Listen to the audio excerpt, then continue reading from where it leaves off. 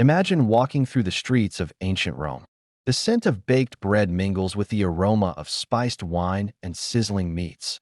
But suddenly, something acrid, sharp, and completely unexpected invades your nostrils. It's the pungent sting of ammonia, wafting from a barrel left out in the sun. What's inside? Human urine. Yes, human waste. And no, it's not discarded. It's not a mistake. It's not some back alley mess. That barrel is part of a fully intentional, widely accepted Roman cleaning system. The question is, why? To understand this strange but true practice, we need to dive deep into the daily lives, beliefs, and innovations of the Romans, an empire that valued cleanliness but also had no concept of what we'd call modern hygiene. Despite the grandeur of marble temples and aqueducts, the Romans lived in a world where soap was not the standard cleaning agent. Instead, they turned to something else. Urine.it began with an observation.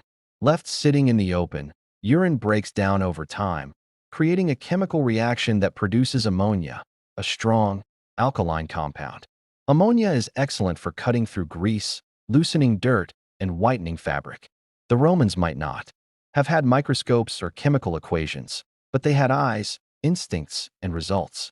They noticed that soaked fabrics came out cleaner, that stains faded, and that even foul-smelling tunics lost their odor. They were practical, resourceful, and unafraid of the unconventional. Urine was collected from homes, inns, and public urinals. Called phalonici, these urinals weren't hidden away in shame. Instead, people relieved themselves in large pots placed on street corners, sometimes donated for the common good.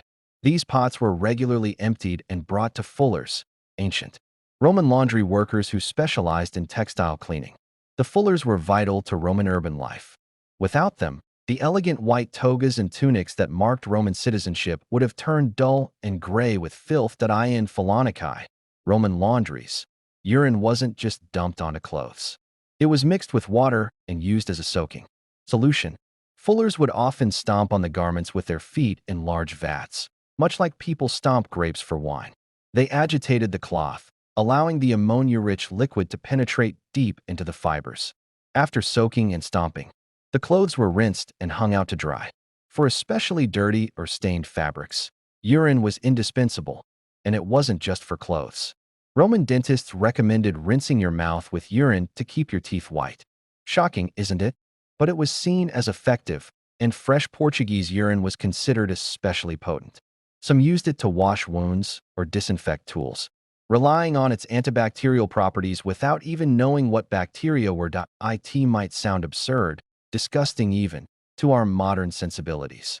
But we must remember, soap, as we know it, wasn't common in the Roman world until much later. Early versions were harsh, expensive, or used mainly by non-Romans like the Gauls. Romans preferred alternatives, and for a long time, nothing worked better than ammonia-rich urine. This practical use of human waste reveals a lot about Roman society. They were not a culture obsessed with shame or embarrassment. Urine was a resource, not trash. It was stored, sold, and taxed.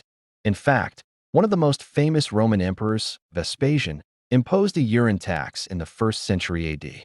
The collectors of public urinals had to pay a fee, since they profited from selling the collected liquid to fullers. When his son Titus mocked him for this policy, Vespasian supposedly held a coin up to his nose and said, "Pecunia non olet," money does not stink. That phrase became legendary. So, urine cleaning wasn't a secret or a shameful corner of Roman life. It was state-supported, taxed, and considered normal. Fullers were respected tradesmen. Their laundries were essential to the image and hygiene of the Roman elite. Walking through Rome, one might pass dozens of phalonici, the air thick with the mingled smells of industry and ammonia. The deeper truth is this: for the Romans, cleanliness was about effectiveness, not fragrance. They didn't seek lavender, scents, or perfumed soaps. They wanted clothes that looked white, smelled neutral, and reflected their status. If that meant stomping in human urine, then so be it. Their civilization didn't flinch at practicality. The Roman use of urine extended beyond laundry. They used it in tanning leather, bleaching wool, and even as a household disinfectant.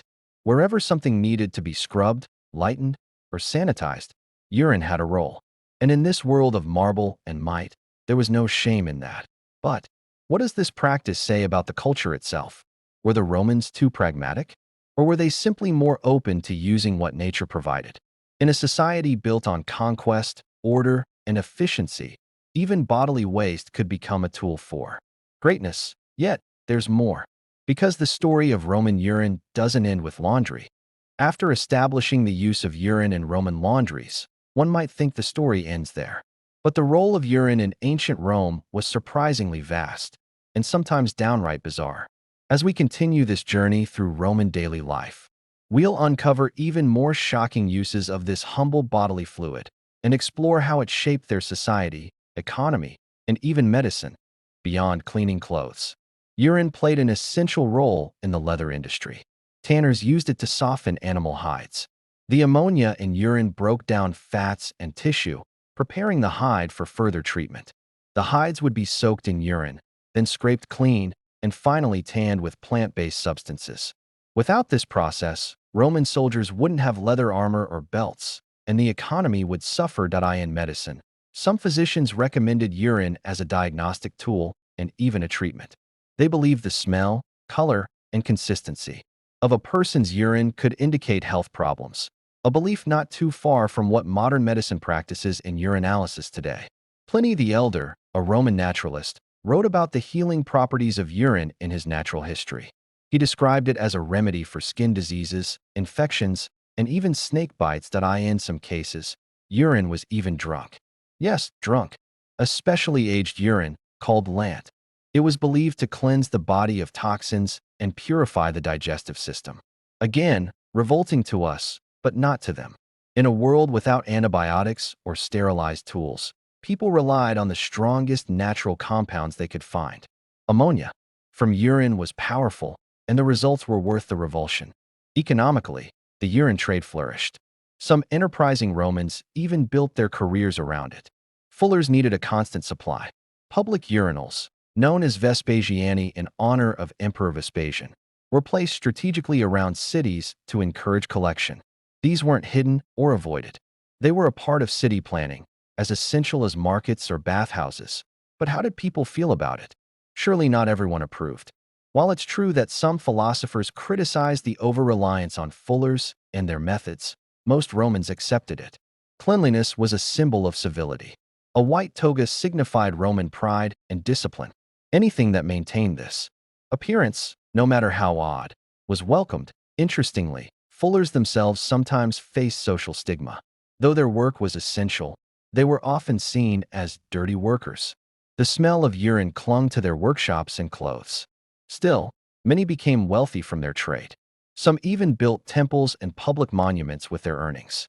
The contradiction of disdain and dependence was a hallmark of Roman labor. The Roman attitude toward bodily waste was vastly different from ours. They didn't wrap it in taboo. To them, the human body was a source of life and, sometimes, utility. Waste wasn't always waste. It was raw material. There's also a philosophical angle to this story. Romans believed in the Stoic idea that nature provides what is needed. If urine could clean, whiten, heal, or preserve, then it was not disgusting. It was natural, useful, even noble in its own strange way. Fast forward centuries later, and echoes of Roman urine use persisted. In medieval Europe, urine was still used for bleaching linen. In 18th century England, people collected it for making gunpowder. Even today, scientists study urea and ammonia for cleaning agents, fertilizers, and medicine. Maybe the Romans weren't so strange after all. They were simply the first to recognize the power of what the rest of the world flushed away. They harnessed the full potential of every resource, including the ones we'd rather not think about. And perhaps that's the true legacy of Rome, not just its roads, laws, or architecture, but its fearless practicality. The Romans didn't care what looked pretty, they cared what worked. And when it came to cleaning, preserving, and purifying, urine worked. In a way, the story of Roman urine isn't just about history. It's about the choices we make every day, how we define clean, how we confront discomfort, and how we judge the past through modernized SO. The next time you admire a white toga in a museum or read about the splendor of Roman fashion, remember, it may owe its shine to something very yellow, very human, and very surprising.